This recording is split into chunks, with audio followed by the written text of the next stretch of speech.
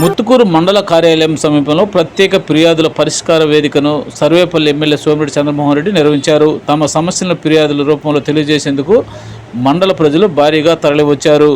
MLA Somireddy Chandramohan Reddy మాట్లాడుతూ ప్రభుత్వం ఏర్పడినప్పటి నుండి నియోజకవర్గం నుండి ఇప్పటి వరకు 5,535 ఫిర్యాదులు అందావని అన్నారు. రాష్ట్రంలో సమస్యలు ఎక్కువగా ఉన్న నియోజకవర్గం సర్వేపల్లి నియోజకవర్గం రాష్ట్రంలో మొట్టమొదటి స్థానంలో ఉందని అన్నారు. టర్మ్లో నేను ఎమ్మెల్యే అయిన తర్వాత సర్వేపల్లి నుంచి నాకు వచ్చిన ఫిర్యాదులు 2,267. ఇదేంటంటే పీజీఆర్ఎస్ కింద రికార్డ్ అవుతున్నాయి, public grievance redressal service. So ప్రజా విజ్ఞప్తులు ఫిర్యాదుల్ని ఈ పీజీఆర్ఎస్లో రికార్డ్ అయితే అక్కడ సీఎం ఆఫీస్ నుంచి ఇక్కడ కలెక్టర్ ఆఫీస్ దాకా ఎంఆర్ఓ ఆఫీస్ దాకా ఎవరైనా ఓపెన్ చేసి చూడొచ్చు. ఈ 2,267 ఎమ్మెల్యేకి వచ్చిన అర్జీల్లో ఈ రోజు కాకుండా ఈరోజు మళ్ళీ ఒక 300-400 ఉంటాయి. ఇప్పటికి రాష్ట్రంలో సర్వేపల్లి ఎక్కువ ఫిర్యాదులు ఎమ్మెల్యే దగ్గర రిసీవ్ అయినవి నంబర్ 1 రాష్ట్రంలో.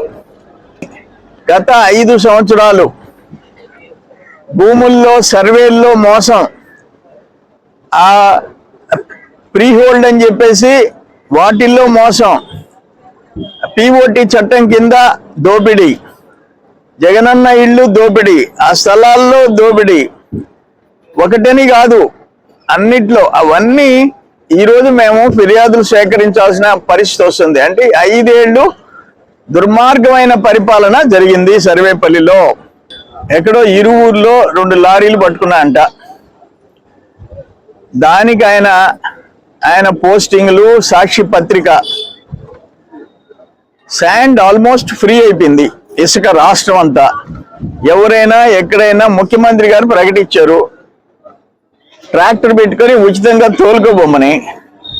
అరే 2 ట్రక్కులు దొరికితే కేసు పెట్టి పెనాల్టీ వేయండి, పీనలైజ్ చేసి పంపిండి.